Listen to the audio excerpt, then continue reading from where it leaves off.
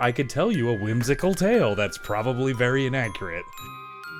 The Sensible Sociopath. 2, 3, 1, go. Roma, the podcast is here! It really never gets old. Sorry about those jokes I said earlier about babies with both sets of genitals. What does that even mean? You know, I'm willing to risk my life for this podcast, Roma. Ugh, that sounds insane. I'm also willing to risk your life for this podcast. Periods are not just for women. And you'll get to red pill yourself if you choose to. Come on if you're thirsty. Take off their underwear and relax with their uncle. It was kind of traumatizing. White people are bad and do bad things. How fast can I eat your ass? I mean, you know, you look at me and you go, this is an international man. My whole life is a sham. And you can't get the white Oreos. That's racist. I think I counted like 25 racially charged jokes. White privilege allows me to turn off someone's headlights. I was just being agreeable. Roma, when was the last time you were agreeable? It's been days. Also, if you try to poop really hard, sometimes you'll come. You would think that we'd have our shit together. It's the enema for your face. Yeah, I was gonna say cleaning's for women. I'm not a lady, Roma. Oh, this is so gay. Let's try to be inclusive, Roma. What does that even mean?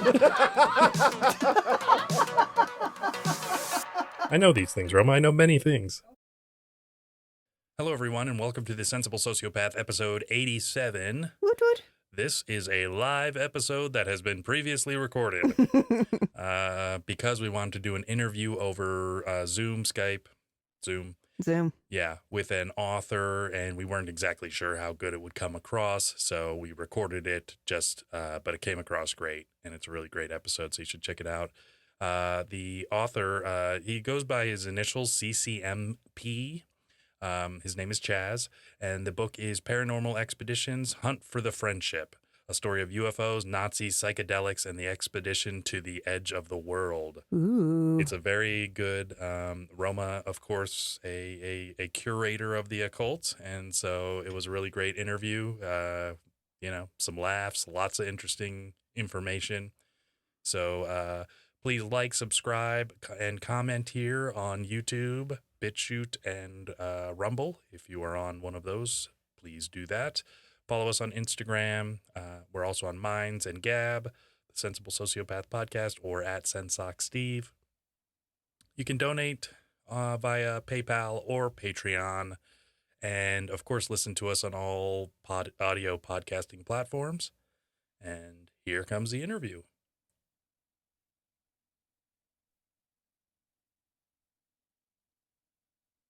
Today we have a guest who is an author, and it is Chaz. He goes by CCMP, which he has a book out. And how long has this book been out for? Not long. It came out on Halloween of last year, so, okay. 4 months. Definitely.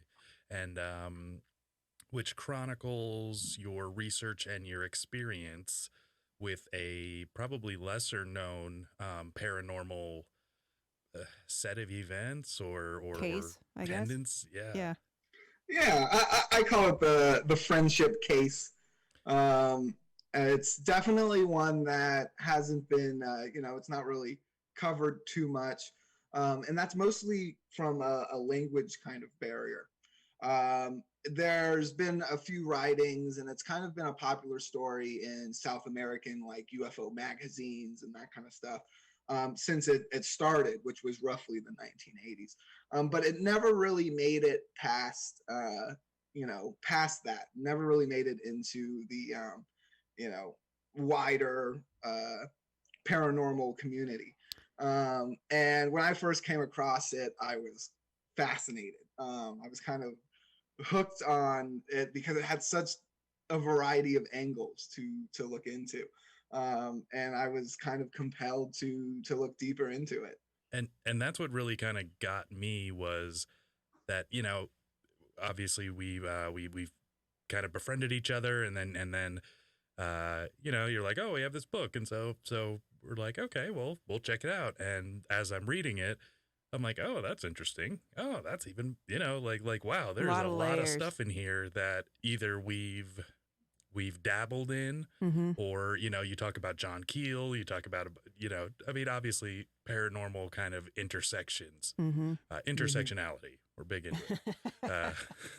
But one of the interesting things is, I think it's almost like a little bit higher of a level of paranormal because I think like the Mothman is kind of like black belt, you know, because like you start out with like ghosts or something, demons or whatever it is, and then you end up into things like just these intersecting stories that uh, you can't kind of tie them all together, but they're all loosely bound somehow.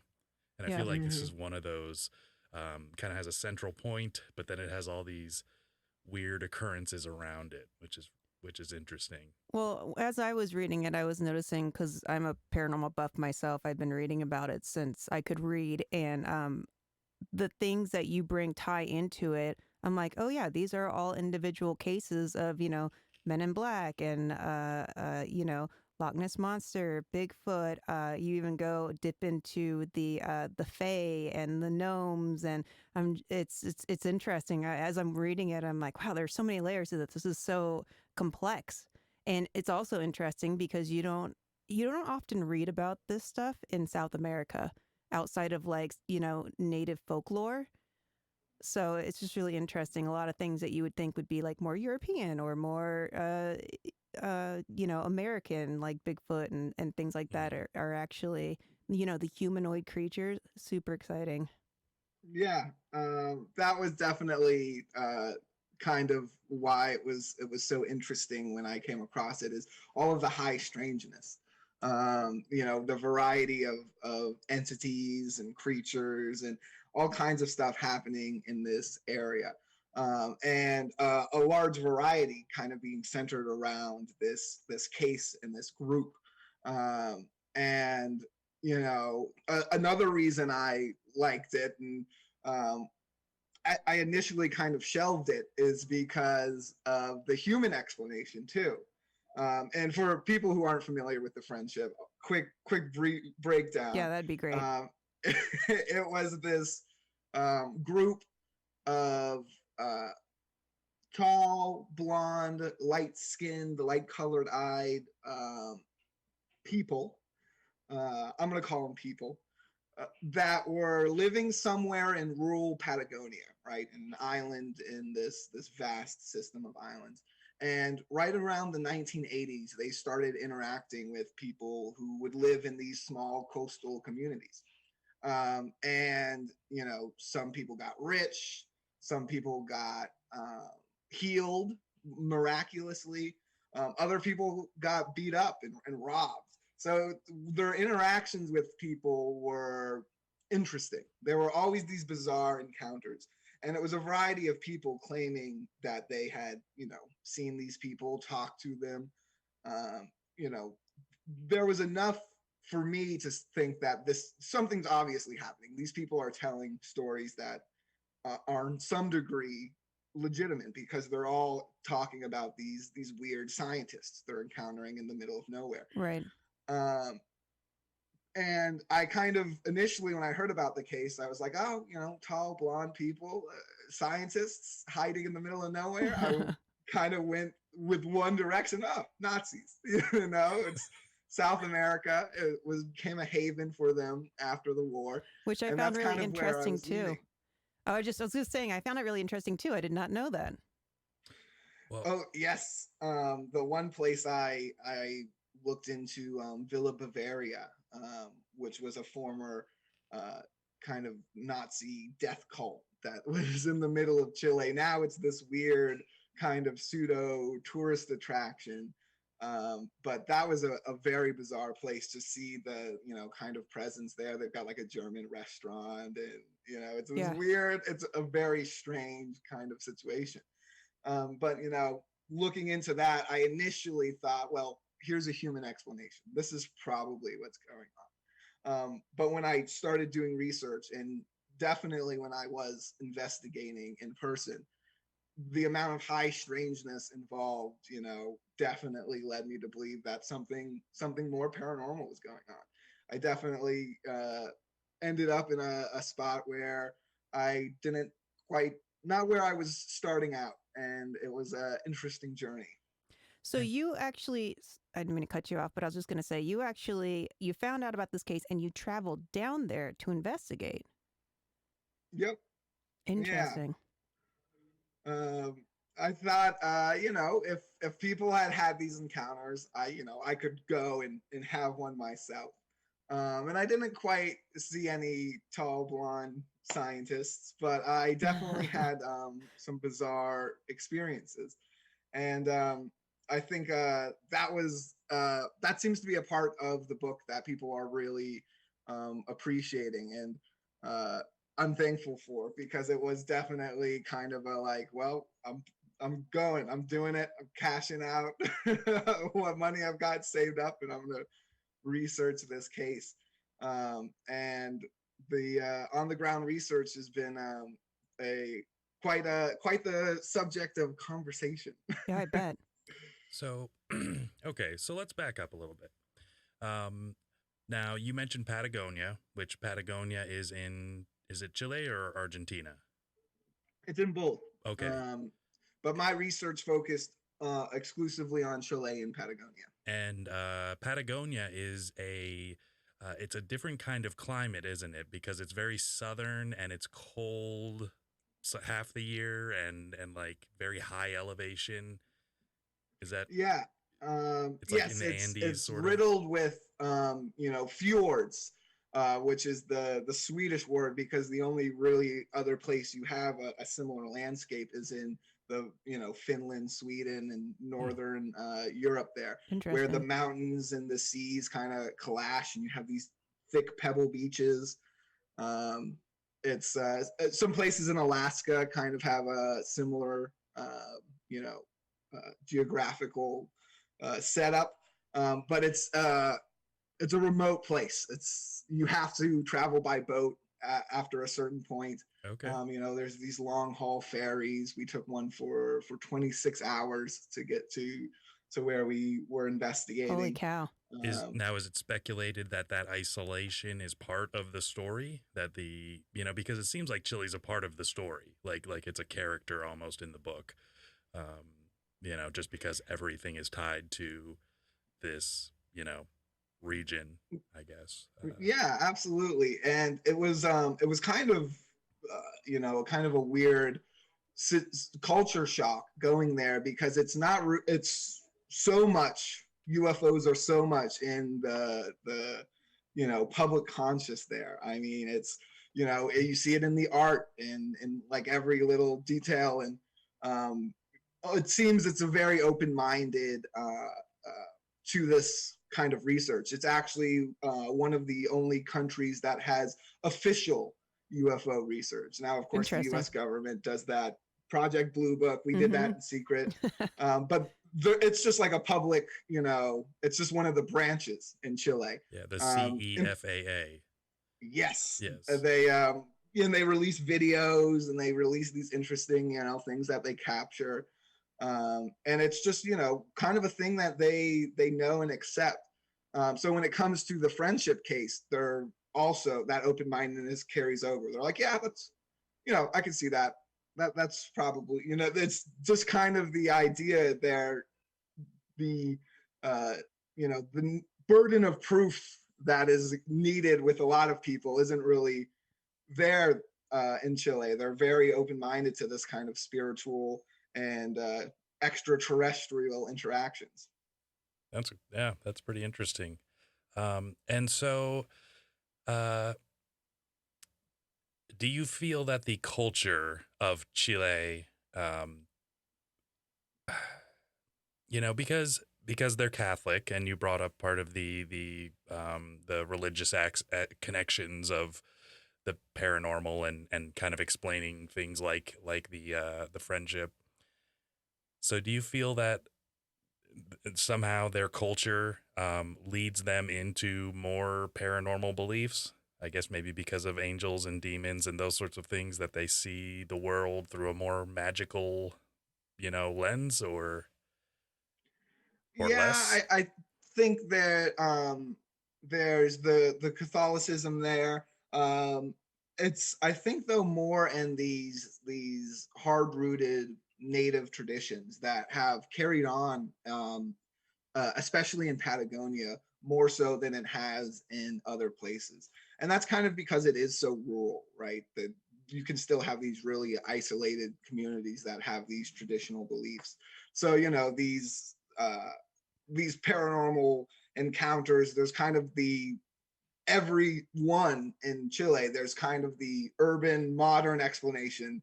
And then there's a deep, you know, that you can find a cultural native, oh yeah, this has been, you know, encountered by the people for however long back. Even when it comes to the friendship case, I actually, you know, it's still unfolding as I'm, you know, plugging the book and trying to get readers. I'm still getting more and more, you know, information. I found an interesting publication of a letter from Valdez, the conquistador that founded Santiago and kind of, you know, colonized Spain or colonized it for Spain. And he wrote about how a group of natives that they had captured told him a story about how a comet fell from the sky, landed on this riverbank, and a blonde woman walked out of it. Oh, And that's what interesting. they the natives told them. And this is a legend from 1550. So it's, you know, a story he wrote in a letter to the king of Spain. It was interesting enough, Wow. because the Spaniards had also seen the strange comet in the night. They had made note of it, you know, the 3 days prior before they captured this group. So it was a very interesting, you know, kind of side note. And I keep coming across these as, you know, as I continue my new research. Um, it's definitely, it's a interesting place. It's definitely a place that should be added to some travel lists. You know, even if you're looking for other paranormal cases, there's so many untouched cases, the cryptozoology cases in particular. Uh, Through my research, I estimate that Patagonia has more water monsters, you know, like Loch Ness style creatures and things than any other place in the world. Hmm. I think I came across something like 78 in particular ones, and that wasn't even Interesting. going into like the native mythology. That's all just modern reports in different areas. So it's a fascinating place, absolutely, and it's I think deserving of more attention. So I Yeah. hope I bring that. Yeah, and one of the great things that, for me at least, because like obviously Roma knows a lot about she's done a lot of research into these things, but me being more of a layman, I I appreciated the amount of research that you put into it. You brought up Valdez. There was that Colonel Valdez that ended up Mhm. walking off into the light and then came back with like a few 15 minutes later with beard growth and his watch was off by 5 days. Mhm. Um, there's just a bunch of little anecdotal stories that just help me, I guess, better appreciate the paranormal nature, because I think living life day to day in a place that isn't so paranormal, I guess I don't appreciate people just you know, disappearing and coming back and you know, cattle mutilations and things like that. Um, Yeah, well, I absolutely, you know, I wrote the book to be entertaining. Like I mhm. wanted it, I definitely sat down and was like, all right, don't make this like a research academic. I want it to be, you know, fun. I want it to be stories that, you know, anyone would find entertaining, and kind of walk them into the last half where I explain some of the more loftier, difficult ideas in paranormal research. You know, so it's for anyone interested in the subject, right? From the hobbyist to the layman to you know, John Keelian style investigators who are looking at, you know, other cases. Um, so that's what I had in mind, at least, and I think I've kind of accomplished that. So let's talk about the cattle mutilations. That was some pretty interesting stuff for me because I remember that being an occurrence here in what was it in North America or was it Yes, only definitely. okay. Probably it seemed like it was probably pretty high in the 90s. And you know, when I was reading that part of it and the humanoid creatures and stuff, it really reminded me of Skinwalker Ranch style. And same thing with the lights. This whole story really reminds me a lot of that whole Skinwalker Ranch situation. And do you want to elaborate on that just a little, Roma? So Skinwalker Ranch is it's a large piece of land. It's where is that? Isn't that Utah? It's Utah, It's yes. Utah, and it's there's like a plateau. I forget what they call it. There's like a mountain plateau, and for whatever reason, the whole area has all this activity, and they get really weird readings of radiation and EMFs, and they see lights in the sky, and cryptids and cattle mutilations, and kind of it runs the gambit of what he was talking about here in the story. Mm-hmm. It's a Yeah, I know. I want to go live there. Just give me 6 months, 6 months of research, please. I think it was owned by Robert Bigelow. He's since sold it, is Bill what Gigolo. I've heard. Yeah, there's a lot of theorizing that he's the guy who has the UFO pieces, and he's more ahead of the curve when it comes to that kind of research, because he's invested time in Skinwalker Ranch and into these kind of high strangeness stories, because there is kind of a limit, and it seems to happen to any UFO investigator who's coming at it from a nuts and bolts angle, who's trying to capture a little green man from Mars. Eventually they come up with this high strangeness that just can't be explained by these simple, it's someone traveling from a planet.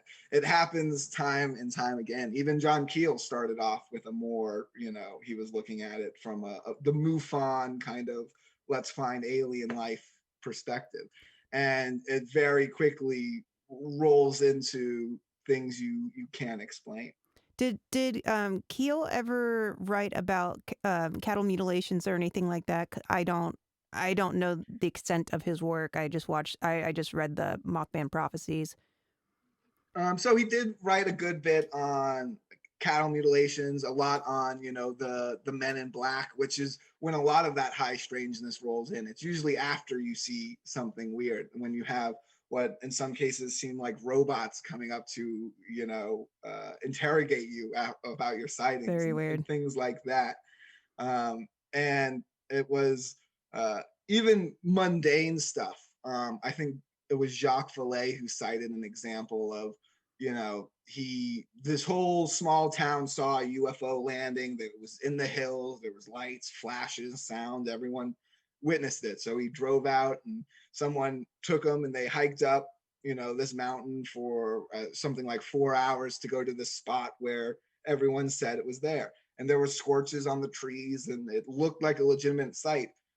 But there was a stack of pancakes right in the center of this depression, like a freshly cooked stack of pancakes. And they had to hike 4 hours to get to this location. I mean, it's completely, So it they was were several hungry. more hours from the nearest diner. It was something that's, almost, mocking. Where was that And I'd have to double check that exact story. I was just curious. I've got it somewhere. I believe it was a Jacques Vallée story. Okay.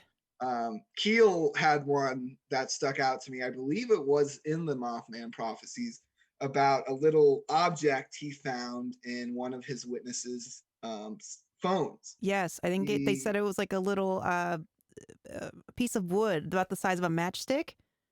Right, and it turned out to be this piece to a joke like match set. It's a fake toy match that if you strike it against the thing, it zaps your hand or something like that.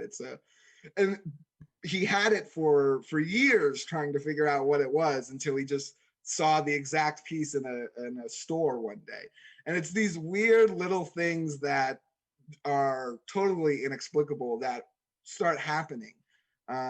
One of the most recent cases, and I have to dig up the name of this book, but it has to do with the Navy UFO videos. Okay. And it's a book written by one of the crewmen on the vessels that recorded, I believe, the Tic Tac one.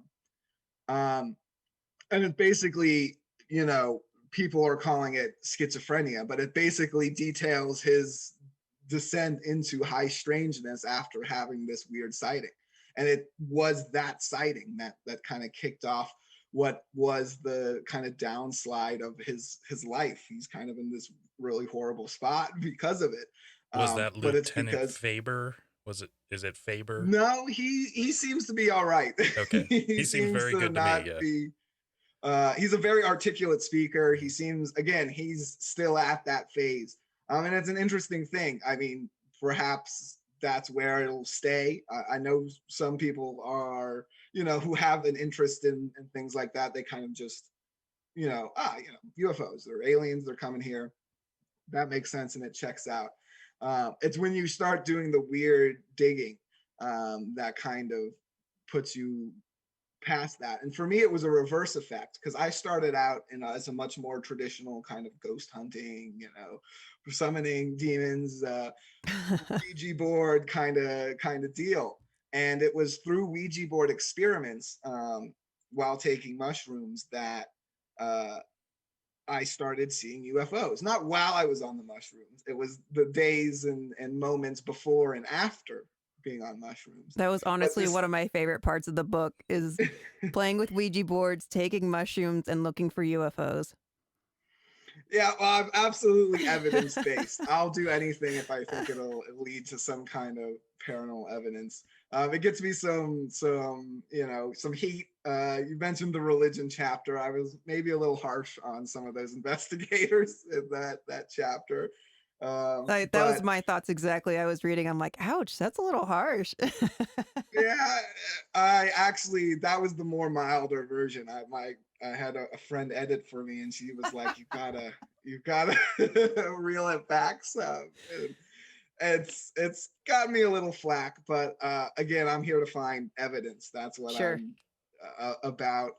I think there's a more or less scientific explanation for all aspects of the phenomenon. I don't think the scientific language has gotten there yet. I don't think we can accurately describe it because we'll have to crack that mystery of consciousness before we're able to grapple with these other concepts.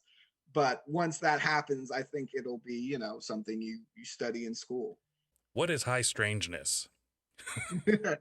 Right, back to that. Yes. So it is the those little details, and it can be bigger details. It could be something like cattle mutilations. Those in themselves are what would be an aspect of high strangeness, because it's the situation where you see the UFO hovering above an area in this general area, and then the next day you find cattle. It's not always cows, it's horses a lot of the times too. Sheeps and goats can have this happen as well. Bizarrely enough, a lot of chickens have had this happen as well. And it's the situation where there's blood is completely gone from the animal. There's no tracks around the animal. In some of the more bizarre cases, they'll just leave it, and scavengers, insects, they won't touch the animal. They won't even go near it.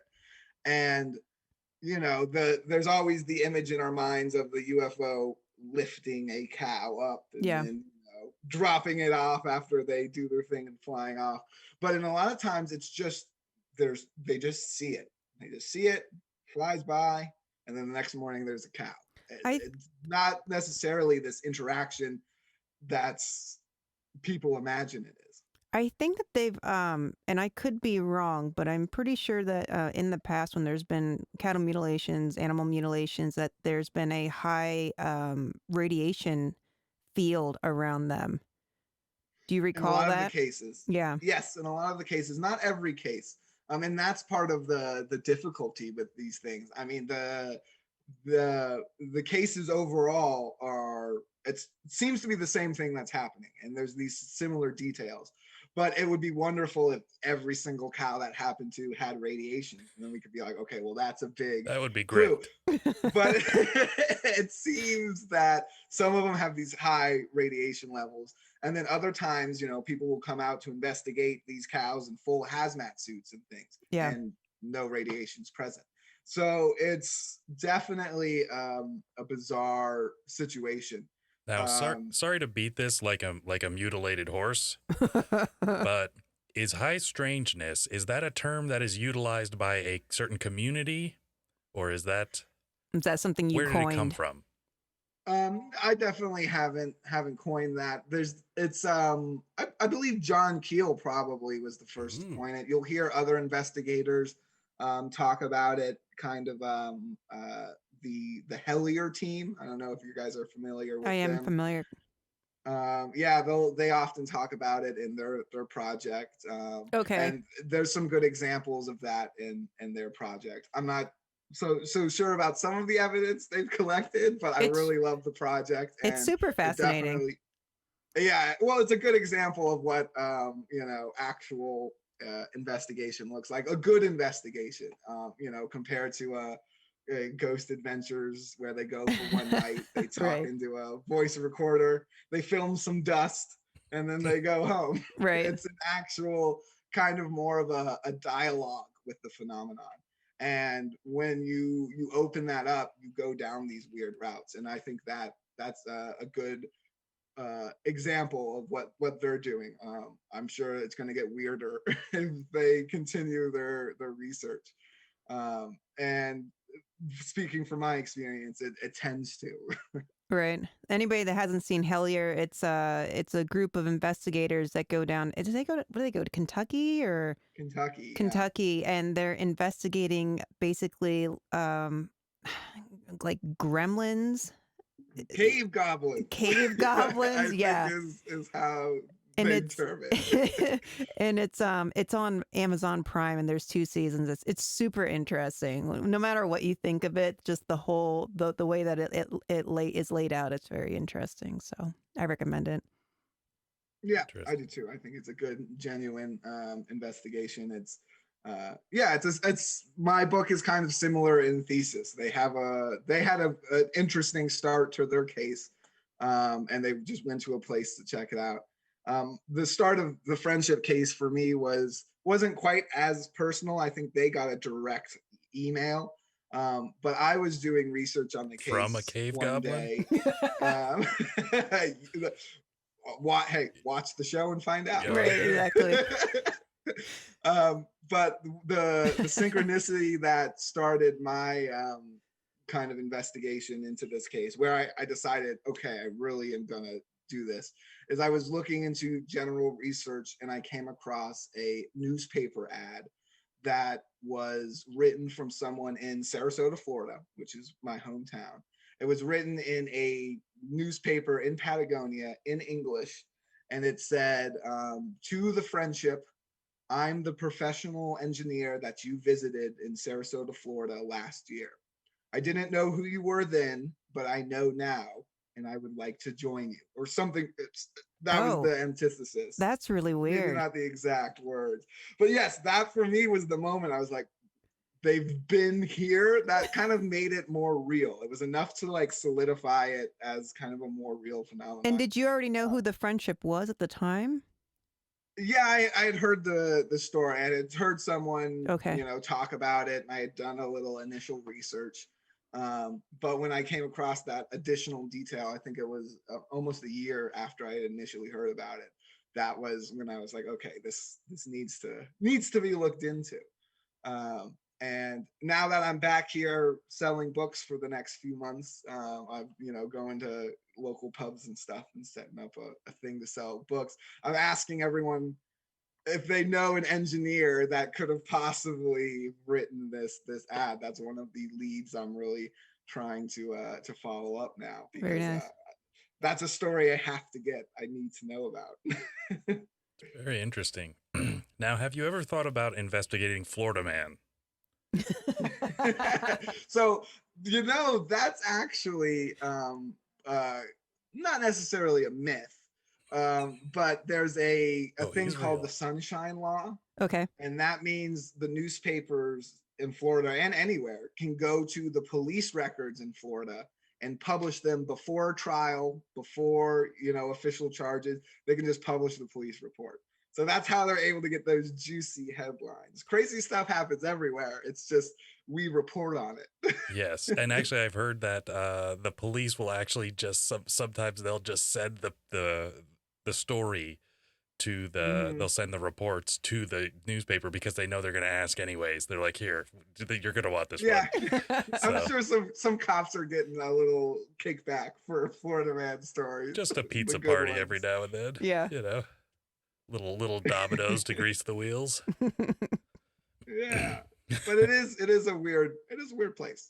Oh, that's awesome.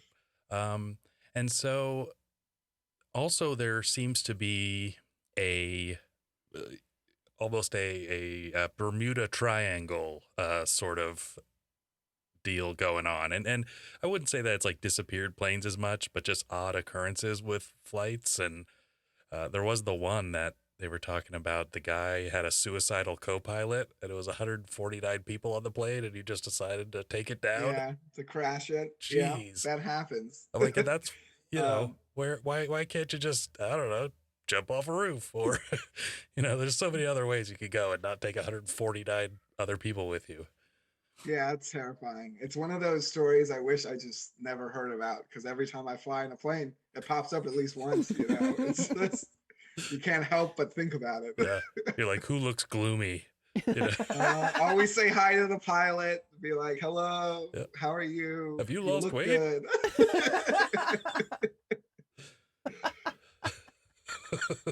Save everyone's life. Exactly. That's why I'm a hero. Yep. Oh, good stuff. So what is the Oz effect? Ooh, that's a good question. Yeah. I believe it was Jenny Randalls who termed the Oz effect. She's a great investigator out of the UK. I'm sorry if any of that's wrong. I'm pretty sure it's right. And this is for this kind of weird auditory hallucination that occurs. I think she called it the Oz effect. Oz, as in like Wizard of Oz. It's when Dorothy gets swept away, and it has to do with this kind of idea of the Fey folk and being spirited away. But it's termed for this auditory hallucination where all the sound kind of goes out of an area. There's no more insects, the wind kind of dies. It's the moment you've seen in a horror movie. And through her research, she has come across this time and time again before someone sees something weird. And that could be anything from seeing Bigfoot to a UFO, or to having your hair pulled by a ghost. That's really um, interesting because I know, I studied this stuff and you always hear of like, it was like eerily silent. None of the animals were making noise. There were no crickets. There were no nothing. And I didn't realize that it actually had a term. Yeah, so this is one of the Oz effect. It's a term that I like using because it's a good one, and it's one of these kind of signifiers that something weird's about to happen. It also seems to be a sulfur smell. Okay. That seems to be consistent. Bigfoot, little gray aliens, they all seem to smell like sulfur for Well, whatever and reason. I've had the Oz effect right before I break wind in a crowded room. So I don't think the Every time. sulfur is wrapped into the Oz effect. We might have to It's term a all one new thing. word for the sulfur smell, I the agree. skunk ape effect or something like that. Yep. When I But bomb out it's a one Home of these Depot. signifiers that kind of these aspects of high strangeness that um, lead up to, before, and after a weird sighting. Oh, very interesting. Mm-hmm. Yeah. Now, flying humanoids. Those are some of my favorite. So the John Keel Mothman, Roma sort of introduced me into this. I have basically as much experience as watching the Richard Gere documentary, um, which I wasn't my favorite film just because I'm used to a little higher octane. I actually really liked it. I Yeah. don't know that it does the book justice, but I actually really enjoyed the movie. Yeah. And they do certain descriptions, and they talk about, some are winged, some are not. You happen to mention the Tony Stark Yeah. super genius, super villain, whatever it was. And if you've been following weird news, there seems to be one of those guys in LA. He keeps getting I did hear pictured about from that. jetliners. He's in a jetpack flying around, and they're pretty sure he's a real person. Yes. So that's it does happen. Could be Yes. the Rocketeer. Yep. Great movie from It's the 90s. a reasonable explanation for some of those sightings. But when Mothman in particular, he's kind of the antithesis of those weird humanoid sightings. And the reason that case in that book is so prevalent is because it's kind of that transition that I'm talking about. Because John Keel was looking for UFOs, unidentified flying objects, but he was looking for craft initially, and he gets this case of people all over this town not seeing an unidentified flying object, but it's a weird insect man. It is not a craft. And when he goes to investigate, it includes all of the other Men in Black phenomenon, the weird intimidations, the weird phones clicking and people joining phone calls when they shouldn't be able to, all that kind of stuff. Well, and he also talked Still about wrapped in. poltergeist type activity as well. Right. It was that total crossover. I mean, that whole town, Point Pleasant, was experiencing a weird, maybe if I were him looking at the case, I'd be checking for something like in the Salem witch trials. I'd be checking the water supply. Is there a weird chemical alteration going on? Because I believe something physical is happening, but I believe that it's has to do with our consciousness, our perception of reality. For whatever reason, in certain states, whether you're in the bottom of a cave in Kentucky or the famous haunted Stanley Hotel, for whatever reason, these locations help facilitate this mindset. And once you're in this mindset, this weird kind of almost meditative state, weird stuff starts happening. And that can happen to anyone, but it's when those weird stuff moves something. It's when the weird stuff leaves a physical trace, leaves a dead cow with no eyeballs, leaves an implant in the back of a woman. These weird physical things that happen, that's where the crossover is, and that's what investigators should be looking at. Definitely. Well, and a lot of times too, you'll hear about, like haunted towns, haunted neighborhoods, and they're like, oh, it was on a ancient Indian burial ground. Well, it's like, was that place already sacred to begin with? Did that already have weird energy, and that's why it was a burial ground? And now, yeah, you're built over a bunch of graves, but at the same time, like, was there already weird stuff there before people were ever even buried there?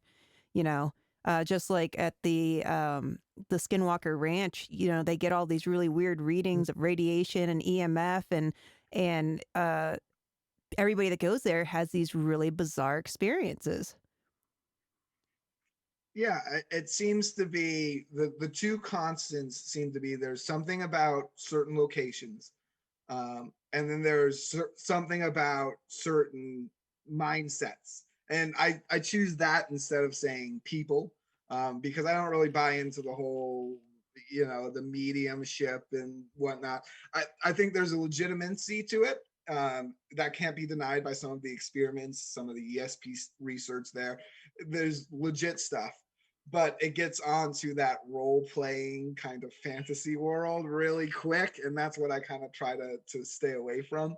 But I believe that through whatever mindset, whether it's something in the air or I personally try to use various psychedelics to try to get there, it puts you into that trance state that people often talk about, that mediums talk about, but that even athletes get into when they're doing something impressive on the field. They're like, it was a reflex. I felt none of the pain. It's a whole thing that occurs. It's a zone that the human mind can get in, and it's this interaction our consciousness has with reality that helps facilitate these encounters. I have a really interesting story that would kind of goes along with that point. I knew someone years ago that was a world champion trumpet player and played in marching bands. And so they were in Europe, and that year they happened to win the world championship. And he's like, when we were doing it, we were just like in sync. You were like in this moment, everything clicked. Like you felt like almost just like one consciousness, one organism, you know, and it was like this like heightened state of awareness. So then years and years later, he recounted a story about how he was at home washing dishes and went into a trance and was back on the field playing the trumpet in that moment. And you know, they had won, and it was like this, you know, like I said, heightened sense of awareness. And then he woke up washing dishes. And Wow. yeah, really bizarre. He was like, I was on the field, we had just won, and then all of a sudden I was washing dishes, and I didn't realize that I had gone in, like, traveled through time or whatever in my mind. Very Yeah. interesting. That's a better example than one I could have come up with. That's kind of the idea of this kind of research, especially from the angle I approach it at. It's this, this, a lot of people look at those kinds of stories and it plays into this idea that we live in a hologram, or we're all plugged into some kind of, and I'm not smart enough to weigh in on that personally, but whatever these, whatever it is, it's happening. It's occurring. There's enough cultural context through, thousands of years. The shamans of the Americas were doing weird things with psychedelics and plants, and they had knowledge that was, almost supernatural in many cases. And it's just this thing that's, our reality sits on this weird edge. And it's a weird kind of thing to discuss, especially today in today's world, because mental illness is so carefully managed and that kind of thing. But it's this weird reality, and when you're off of the everyone centered reality, you know that's when they try to bring you back. But the things people are experiencing are real to them, and sometimes they're real to all of us. Sometimes a whole schoolyard sees a UFO land in a Right. field, for whatever reason. And it's this nature of consciousness that we're, at least scientifically, we're almost completely ignorant about. It's this weird barrier that we've kind of reached. You can especially see it in artificial intelligence research. And we've got really good computers that can calculate, what you want to buy and what you're thinking about and how hungry you are and all that kind of stuff. You see it in your Instagram ads. They're really good at that, but they can't make a machine think yet. And I, I'm of the belief that they can keep crossing wires forever, but they're not going to get there until they realize that there's something non-physical about our consciousness. It's something that's picked up by the brain. It's not necessarily created in there. It exists in there for a time. Who knows where it goes before and after, but it doesn't seem to be completely, trapped in Yeah. the Right. There's a there's a Christian writer, and his name is Robert Bell, and he has a book called Everything is Spiritual, and he does this huge presentation. He also has like a DVD thing, but and not that I'm particularly Christian or anything, but I just like to find out what is out there.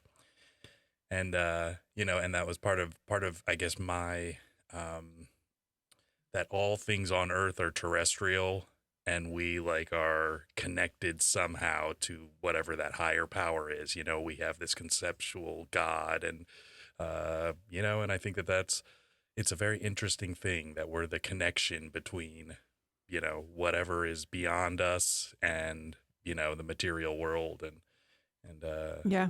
yeah, it's just an interesting concept. And I think when you do things like mushrooms and, you know, hallucinogens and those sorts of DMT. things, yeah, Joe Rogan, uh, it brings you closer to those sorts of realizations and those sorts of, but you can feel them, they're in you at that point, which I think is a very powerful, you seem like Right.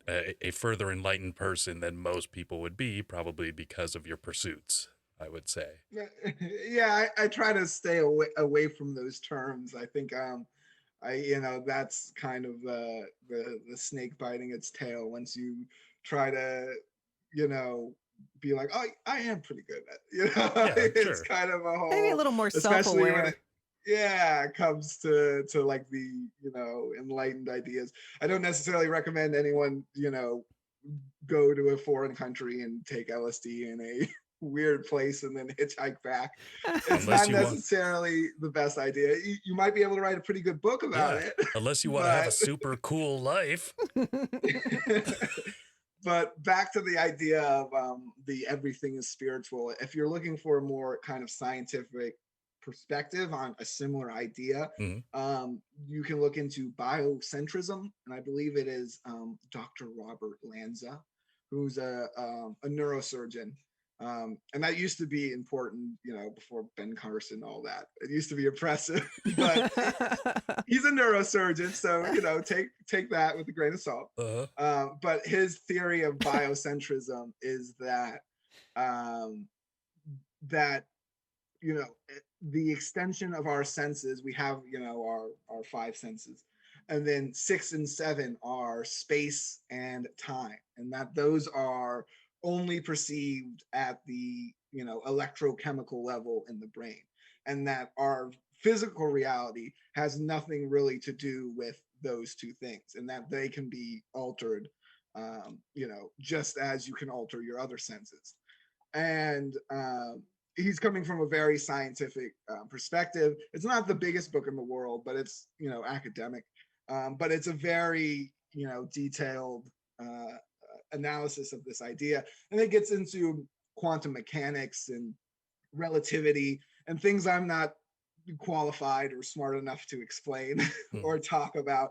But it is this idea that consciousness, not necessarily even human consciousness, just the existence, the presence of life is what, not what everything, but is part of what facilitates reality. Without those aspects, it's not really reality. It's kind of the old, if a tree falls in a forest, does it make a sound?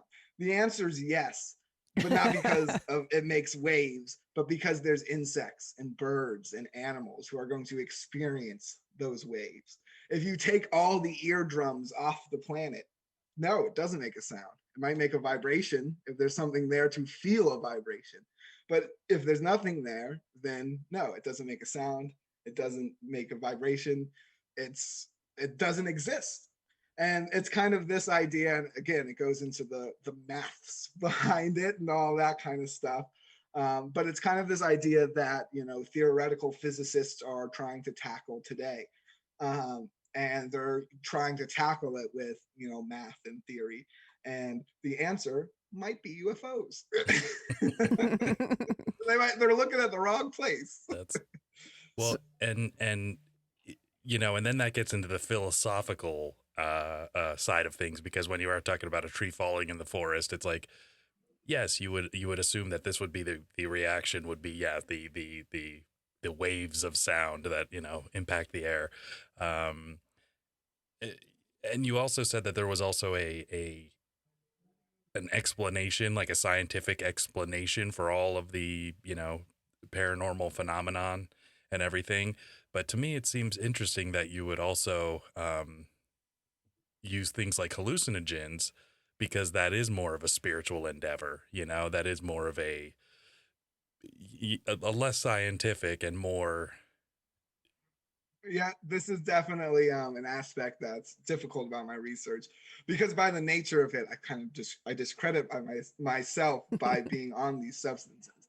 I have a couple workarounds. I bring sober people and stuff like that to help. But the thing is, if I see something while I'm tripping and it's something weird, I doesn't make it into the research unless something physical happens. Okay. Unless it leaves a footprint I can take a picture of. Unless I have something bizarre happens. Where those ideas of science and psychedelics touch is, in particular, for me, it came from the idea of the UFO phenomenon. And if these are physical craft, which to a certain degree some of them do appear to be, then they have these capabilities that are past time and space. And if time and space are human senses, like it's posited by biocentrism and the thinkers behind it, then what would that look like? What would a human being looking at a vehicle that alters space and time look like? I posit it would look like you're tripping balls. It would look like a psychedelic trip, because I've had those experiences on psychedelics. I've had the Alice in Wonderland effect, where it really, I swear my hand was shrinking down to the size of a doll's hand. It was this weird, I was laying on the floor and I could swear I was shrinking, and everything was getting bigger until someone opened the door and asked me what the fuck was going on. And anyone who, even on light hallucinogens, even on sleep, you can have time bending effects, right? Everyone's had that dream where you close your eyes and you open your eyes and it's morning, and it doesn't feel like you slept or any time's passed at all. It's time's the easier one to believe. It's the one where, you know, driving to work can feel really quick, but driving home can feel really, really long. It's really subjective about our mindset. And when you're on hallucinogens, you can have, you know, DMT is a particular one where, you know, the typical trip lasts, in our shared reality, it lasts, you know, maybe 10 minutes. But people will have whole lifetimes of experiences away when they come back. They report, you know, I was gone for a year. Salvia is another one where you smoke and you're only high for maybe 5-10 minutes, but people report they switched consciousness with a shoe, and they were a shoe for 6 months before they came back. It's this weird time bending and space bending effect. So if these crafts are bending space and time, I think that that's what it looks like. And perhaps if you're in that state already, you're able to see more of these craft. And if you're able to see, you're possibly able to interact with them to a point where you could garner evidence. Again, still working on that last little bit. So you feel that but they, that's where it merges with science, I suppose. and you feel that it can make you more, I guess, attract that sort of activity, so that you're not just a passive, like, you know, you just notice it more or whatever, but actually you can bring it to you. Is that at least part of the hypothesis? Or Right. I think it facilitates these kinds of sightings. If this theory is correct, then there's probably UFOs from very different space-time realities in our skies all the time, because reality only exists where there's life. So Earth would be one of the places you'd have to go to get to the next place. You know, it's, you're not flying through dead space, because dead space essentially doesn't exist unless it's observable life. So you warp, to use Star Trek terminology, between worlds that exist, that have some kind of life form. Whether that's in different space or time, who knows? But if you, theoretically, if space and time again are just these things we're locked in our heads for most of the time, if you're out of that mindset, then there's probably UFOs above us at all times, constantly, from wherever, whenever, whoever. You know, it's this probably menage of different stuff. For whatever reason, though, it remains unseen in our conscious state most of the time. Most of the time. like when you're walking And through a living room and there's a Lego on the floor, you don't see it until you step on it. right. It just appeared. Yeah. Well, So I have a question. I was just curious. I got about 60% through the book. Did you find the friendship?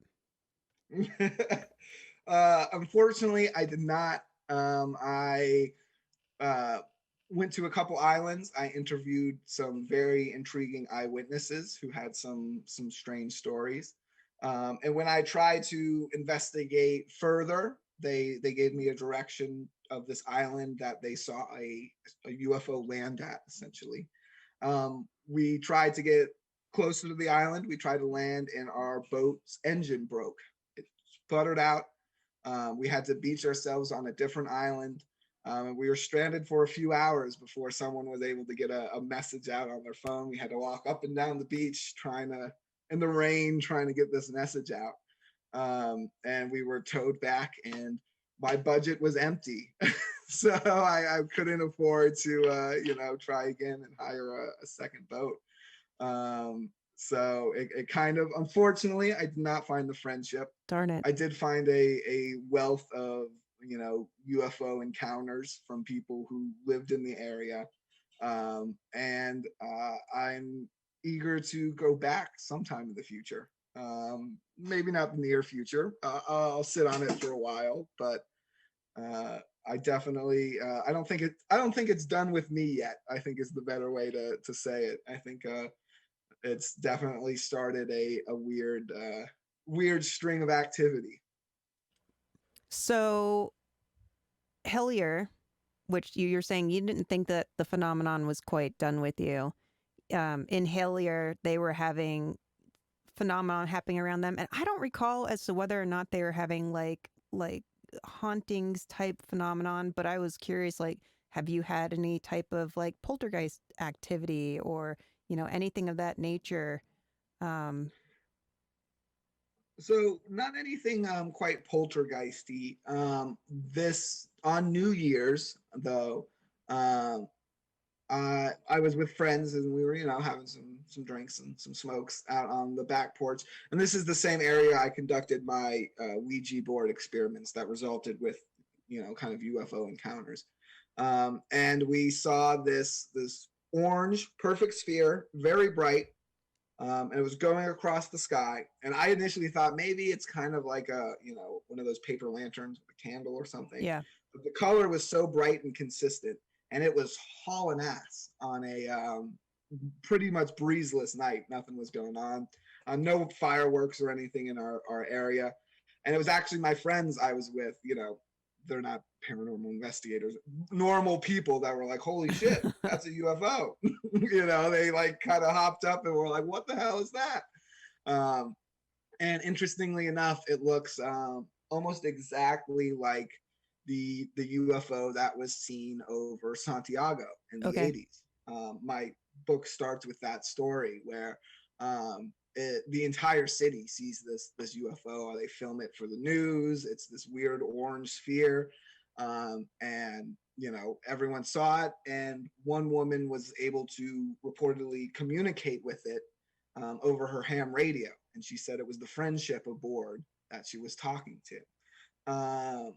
And it looked this object I saw looked very similar to what was filmed by the TV crew that day.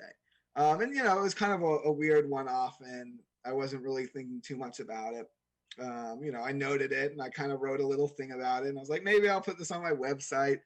But a week or so later, I was scrolling through evidence, and there was a video of an orange sphere, and it was filmed in the winter of 2020 in Florida. Only a few hours north and only a few months before my sighting. Orange sphere looks almost exactly, it's cell phone footage, so it's a little blurry, but the color is very similar to what we witnessed. And there's a second follow-up video of this person investigating his neighbor's property where he's above which was the UFO, and he comes across a mutilated cow. Wow. And it's, udders gone, eyes gone, no blood, no tracks. It's a pristine mutilated cow, and it's from 2020 here in just a few hours north. That's crazy. What seems to be the same object. So it's quite interesting. I'm not sure what to really make of it. It will be interesting to see if more sightings of a similar object keep occurring here over the next few weeks or months. After I saw it, I went on immediately and tried to find if there were any mutilated cows in my area to line up with my Yeah, sighting, trying yeah. to find anything like that. I couldn't find anything online. And, you know, it's not always something that gets reported. Um, you know, you have a cow die, you don't necessarily think I'll call the newspaper. Right. Now, You know, a lot of people don't really line up the phenomenon. have you seen the movie Nightcrawler with Jake Gyllenhaal or Yeah. Gyllenhaal? Gyllenhaal. So Gyllenhaal. it's the story of a guy who takes pictures of crime scenes, and eventually he discovers that he can manipulate crime scenes to make them more, you know, or produce his own. So I'm just wondering if perhaps you'll at some point start mutilating cows just to get a rise out of, you know, the book That selling. does seem to happen with a lot of investigators. But I think I'm content with where I'm at. You know, I think I don't have this need to make others believe, because I'm not there yet. Despite all the weird experiences I have had and, you know, stuff I've seen, I'm still very skeptical at the end of the day. Like, there's still part of me, like when it comes to the Navy UFO videos, there's a huge part of my mind that's like, that's just, they just made that in Photoshop to mess with the Chinese. You know, it's a counterintelligence program that they're doing. Yeah. I did get some interesting information recently that has kind of disproved that in my mind a little bit. But it's, you know, it's one of these things where I'm not convinced. So I don't feel the need to really convince other people yet. I'm still on that journey myself. That's a great So alibi. that's what I hope I stay there. Mhm. If I come back on the show in a couple years and I'm like, listen, friendship are real. They're from Yeah. Venus. I've talked to them. They gave me this cool necklace, you know, what I'm going on. You need to buy vitamins. Yeah. You know, if I'm doing any of that, They gave me this big cut me platinum off. thing. They gave me this big platinum thing, and now I have to go mutilate cows every night. If you just mutilate cows with me, we'll all be millionaires. Yeah. If it's anything like that, cut me off. Totally. Very good. You have more questions, Roma? I've got plenty. Go for it. Yeah. Okay. So Men in Black. Now, there was kind of two separate varieties of the Men in Black. There were the ones that were just the like regular people that worked for the government or whatever. That's what I assume. You know, kind of got from it. And then there were the ones that were very out of place. They're the ones that had the wires coming out of their pant leg, or they didn't know how to use utensils, or didn't know if to eat or drink Jello. But you mentioned something about the nape of their neck, or that other people had talked about the nape of their neck and the way that their face was formed. Something about their occipital lobes, I guess the back of their head. I guess, could you describe the way that people, what physical differences you would see in that sort of a person, you know? Right. So there are kind of the main two groups, but in each of those groups of Men in Black, there's like lots of subgenres. Like in the military one, there you have your military Men in Black, like the normal people in suits who intimidate you. But there's also like the Tom Cruise aviators, white T-shirts, military dudes that intimidate you, and that kind of fits in that group too. When it comes to the more paranormal Men in Black, you know, what John Keel was looking at and talking about, it really shoots a wide range of you know, characteristics. There's the ones that kind of seem more robotic, that have like wiring and things like that hanging out of their sleeves and whatnot. There seems to be a weird kind of racial difference. John Keel would actually carry pictures of weird subgroups of people, and he would ask Men in Black witnesses, you know, did they look like any of these people? And they'd be people from all over the world. And almost always they'd point to this weird subgroup of people that are native to Finland and Sweden, like Eskimo kind of people that are very light skinned, but they still have these kind of Oriental features. And almost always they said, oh, they look like this. So that's kind of their general features, but they do range quite a few. There's been women in black. And the main thing people always kind of say about them is that they fall into that uncanny valley where, like, if you're not really looking right at them, if they're, you know, out of the side of your eye, you're not going to think twice about it. But when you sit and have a conversation and you start to just get uneasy, there's something that just looks a little off. It's like when one of those real sex dolls was to start talking to you. It would be, you know, it would be something kind of in that realm where And you're like, and the uncanny valley is from like robotics and AI, where you can basically make a human avatar look like a human up to a certain point, but once you start getting closer and closer, it gets upsetting to people.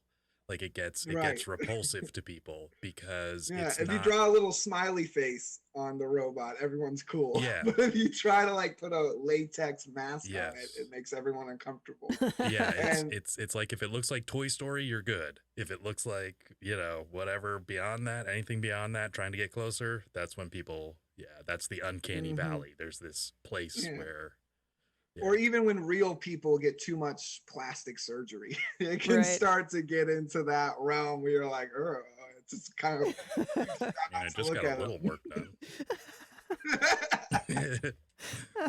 Jeez, Chaz. Shot over the bow. I called it like I see it. That's right. Yeah. You're too beautiful, Steve. All right. What about the coins melting in their hands? What the That heck? is one of my favorite John Keel stories. I don't really know Chocolate what that's coins? about. Chocolate coins, yeah. Maybe Yeah. that's a pretty good rational explanation, but I believe it was a penny from, they asked the person to give them a coin. So the witness handed this Men in Black a coin and he said, "You better stop talking about UFOs or this will happen." And he said the penny was in the palm of his hand and it turned into a liquid. It Wow. like vibrated a little bit and it was a liquid, which crazy, pretty intimidating. But Wasteful. I would lose my shit. I'd tackle him. I'd be like, "He's real. They're real. Someone get some Yeah. rope. Oh, do it with this, you head. Prove it. This is my chance." I just Oh, keep I handing him things. Like, here's a telephone. Here's a can of soda. Here's an ashtray. Light my cigarette. Take him to parties. Yeah. Have They're him one stick of the weirdest aspect of the phenomenon for sure. And it does seem to be a thing that is older, you know, than the movies. It seems to go back as far as the phenomenon does in weird tales. Even that story I told earlier about the from 1550 where the natives said a blonde woman came from a UFO. A few days later, they were accosted by a strange man wearing strange clothes on a horse who told the natives that they better surrender to the Christians or there'd be hell to pay. And that's why they did. So even way back then, it seems to have this weird follow-up from this person, this man in black, this entity. You know, and there's a lot of fun theories. Some people say it's like, you know, time cops. They're like robots from some future, and they're here Jean-Claude to. Van Damme. Yeah, they're here to stop that, and they use robots because they're robots because they never die, or I don't know. You know, there's all kinds of fun fan fiction about it. But it's definitely one of the weirder aspects of the phenomenon, and I'm still waiting to see my first one. I wrote a whole book. Someone come shut me up. You know, they're really slacking. You know, actually, so I have a friend who is very reputable. He worked for the state. He did all these things. He went to West Point and said that he got into a like Jason Bourne, like Treadstone type program. You know, they were recruiting for like, you know, CIA or whatever other operations.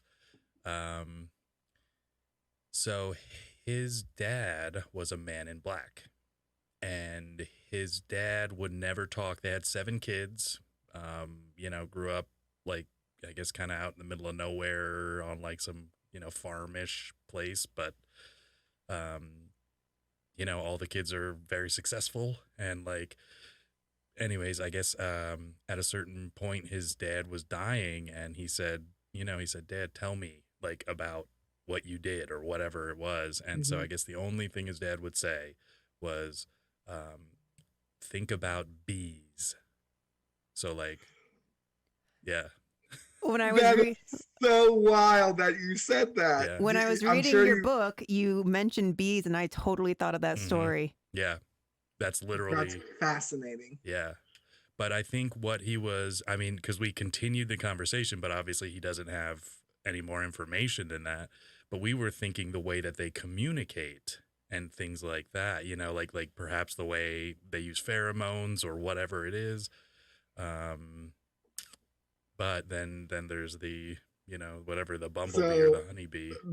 that is, I mean, that gave me goosebumps. That's so wild because it's this weird note.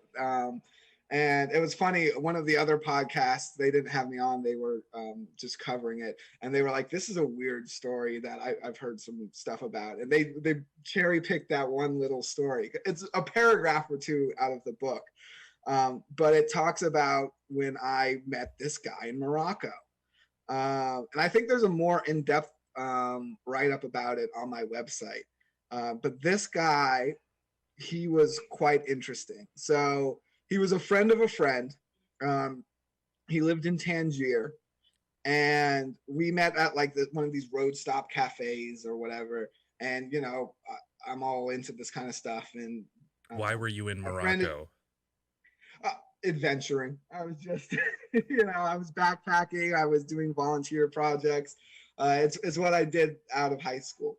But I was still, had my hobbies. So I was still very much into UFOs and conspiracies and all that kind of ghosts, anything like that. Mm. And this guy was like, "Oh, I have a person you have to meet." And this dude, he was an older gentleman. He was kind of squirrely. He was definitely a character, and he told me about how his dad worked for the CIA, and that he knew personally, he knew UFO pilots, people who fly UFOs. And I was like, well, hell, I want to get me a job on a UFO, please. I hear kind of crazy stories like this all the time because I'm very open to it. People want to tell me about it. So I'm hearing it, and he tells me that the UFO technology is based on bees, honeybees. And apparently this is true. You can double check it. A bee is technically too heavy for its wingspan. And officially, it's still one of these mysteries of science that we don't really know why bees are able to fly like they do and how well they do. Or a bumblebee? Unofficially, Is it bumblebees? bumblebee. Um, Because they're the big fat ones. yes, I think I it's think those they are ones. aerodynamically not good. Yes, they shouldn't be able to fly. I think that's what, the case. Yeah. mechanics say. Yeah. He unofficially, what I heard from a strange man in Morocco, Mhm. was that in their thorax, where their stinger is an anti-gravity chamber, and that they reversed engineered this anti-gravity chamber. They studied this whole concept, and that's what they use inside these UFOs, and they fly around. I And love that it. the UFOs are piloted by us, by people. Honey, how was And- your day at the CIA? Oh, it was rough. I was gutting bumblebees all day. I got stung 9 times. You know how hard they are to Like catch? the- They're anti-gravity. All over the The ceiling, all Nicolas over the Cage place. Wicker Man, the bees. But I kind of wrote this guy off initially because what a crazy, crazy story. Quite a tale. But there was a great conversation, and we were friends by the end of it. And he said, "Come by my house sometime, and we'll continue this conversation." And a week or so later, I was in Tangier, and I was hanging out with this group again. He was like, "Oh, let's go have lunch with this guy." So we go and we start driving out of the city and kind of up onto the coastal mountains that look out onto the Mediterranean. We're driving, and the shops turn into these winding roads with these mansions, and the houses start getting bigger. and bigger and bigger. And there's these palaces tucked up into these hills that we're driving through. And we finally pull up to this guy's house, and he lives in this massive property. Doesn't work. His sister lives there with him. She doesn't work. They have no jobs. They just live in this palace in Morocco. Their next door neighbor is the Spanish princess. It's her vacation home where she comes to, get away from the high society in Europe. And I was kind of fucking bamboozled. Excuse my language. No, you're good. You're good. Kind of, I was like, what the hell? And he didn't really come up, the economics of any of it. I didn't ask, it's impolite. Mm-hmm. But we had lunch and we kind of talked more about UFOs, and it kind of, I really wanted to meet one of these UFO pilots, and he kind of said, he kind of got a little off of it. He wasn't really, as committed as he was to the idea before and whatnot. And that was the last time I met him and I talked to him. My, journeys have taken me away from Tangiers since then. But it's just one of those stories that definitely stuck out, because it's one of those things where that house, for whatever reason, I know it doesn't prove that UFOs are made out of bumblebees, but the fact that it kind of legitimized his story a little bit.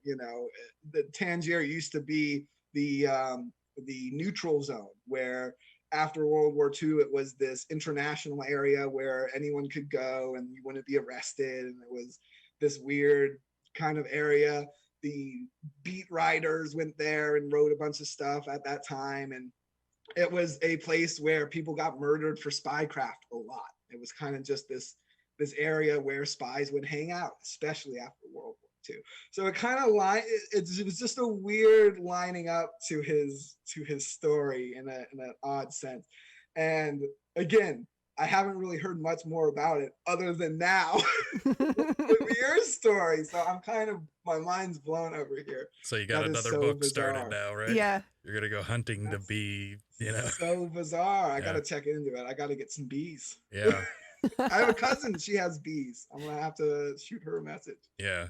You're like, how much anti-gravity can you get me? She's like, what? I need some. Yeah. I wonder if it's like a little fluid inside of them, or I'm curious. I'm thinking it's like a gyroscope or something. Yeah, it's some tiny... kind of weird anti-gravity chamber. That's what they say. There's are you familiar with Bob Lazar and Element 115?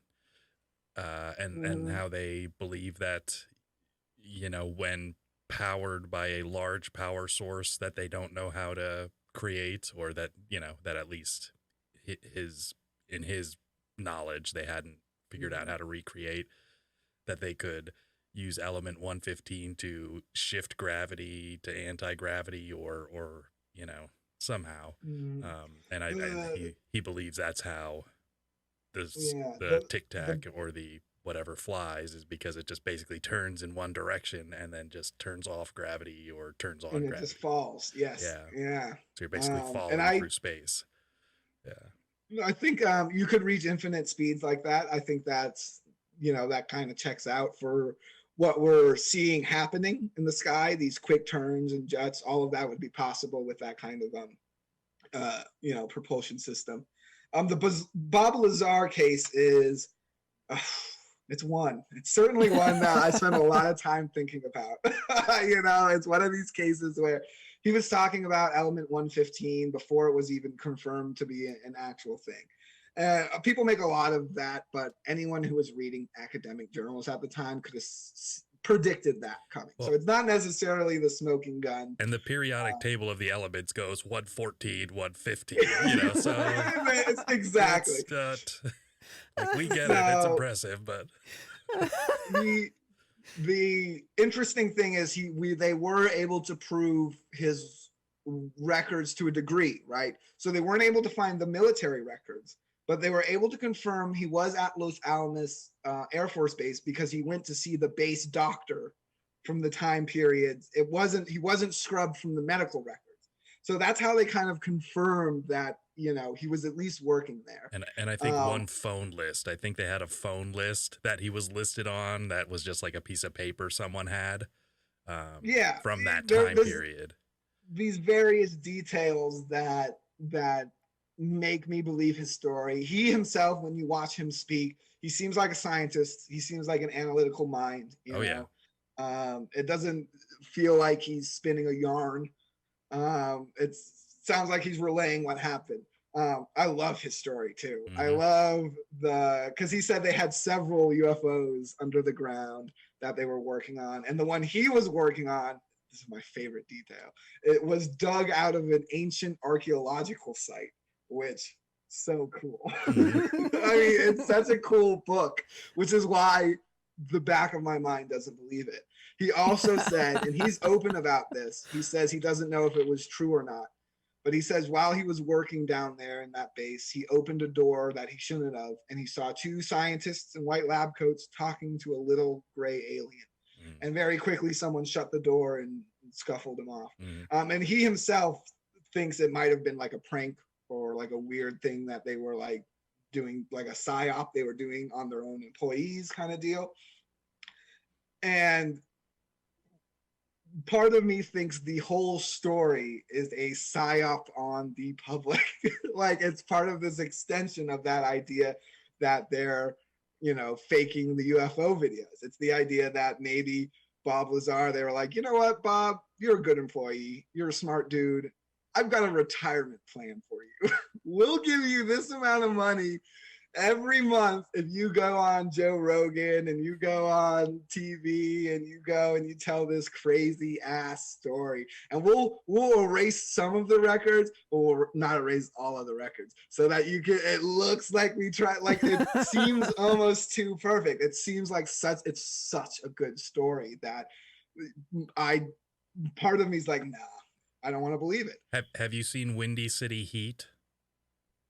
Okay, it's a movie. Jimmy Kimmel and Bobcat Goldthwait basically take this like failure of a comedian named his name's Percy, and like, I mean, it is the biggest con. It's basically the Truman Show, but in real life with assholes as the puppet masters, like two comedian assholes. Mm-hmm. So they basically just make this guy look like an idiot the whole time. It's great, very good. Windy City Heat, but.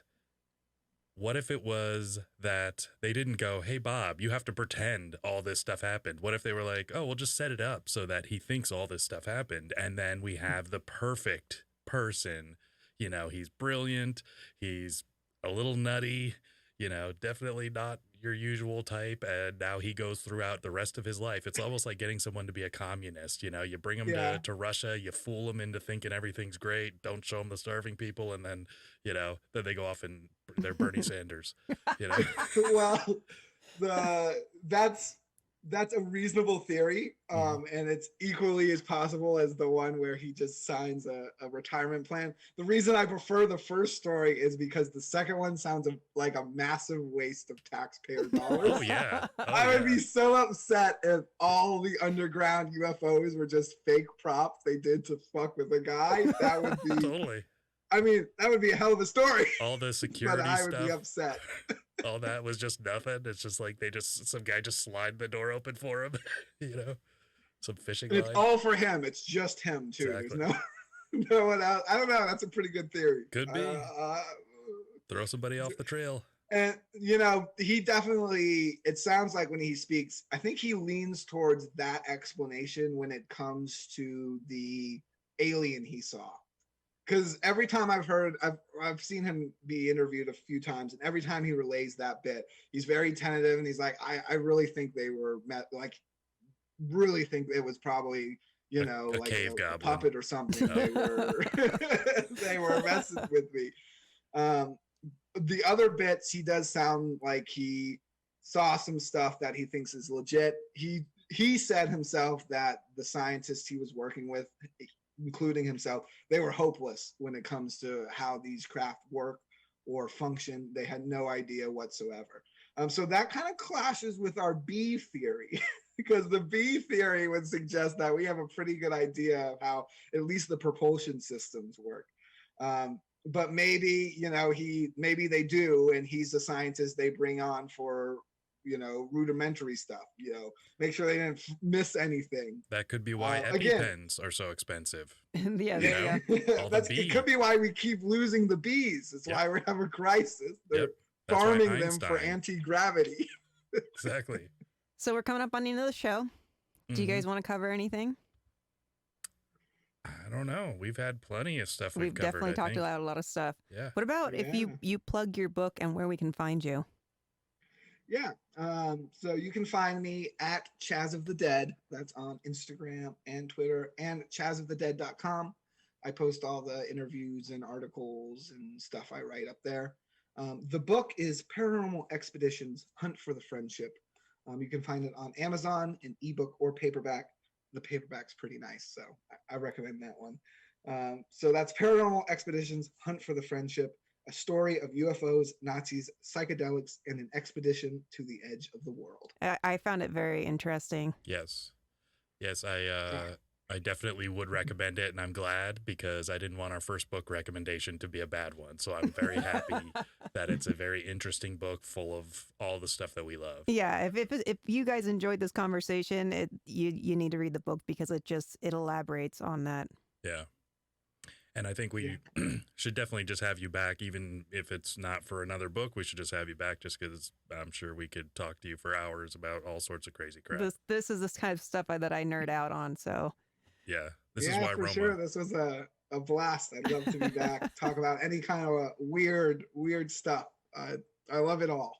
Absolutely. And we can plug your book every time. So that'll, maybe we could, as our audience grows, we'll just help your well, hopefully in the near future, I'll have another one with maybe a fresh case. Awesome. That would be great. Well, thank you very much, Chaz. So Chaz of the Dead. Yep. That's it.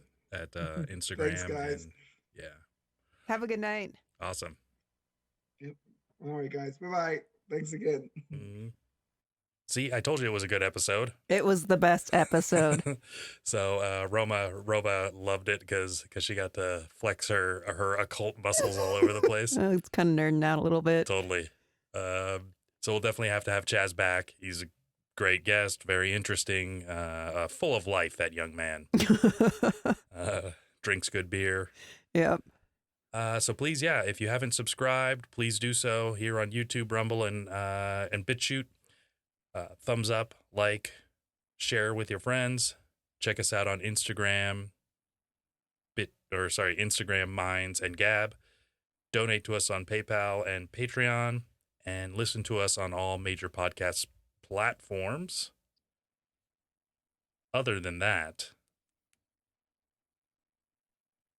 have a good night, guys. Mm-hmm. Bye. Best podcast in the world. The world would not be the same. I like it. No wonder my anxiety's so high. Few people laughed. Few people cried.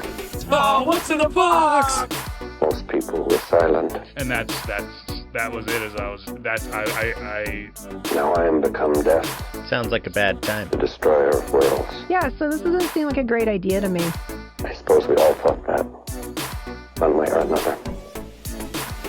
You didn't tell me any of that. That's crazy. Well, Roma, when you're a hero, you don't tell everyone until you're on your podcast. I'm about to hear some shit. We all need to laugh. I think just sitting down and, listening to... The Sensible Sociopath. This is the shit you're supposed to be watching. Gen X is going to love it. Millennials are going to be like, I'm offended. You have offended me.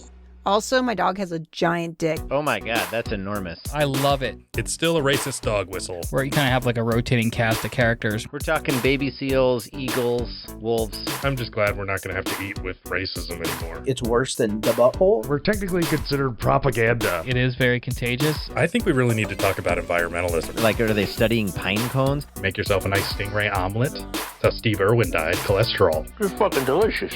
His father had ended up killing his mother and committing suicide. In that order? That's diabolical. I like it. They had an apple gun where you could shoot Bigfoot. Has she always been retarded? I mean, she could have had a head injury. You don't know anything about tartar sauce. He had picked up a 400-pound statue and was like walking around with it. Was the statue racist? I'd like to think so. It's like how they invented bacon and avocado to make a turkey sandwich tolerable. I have a fear of fire. Like a werewolf?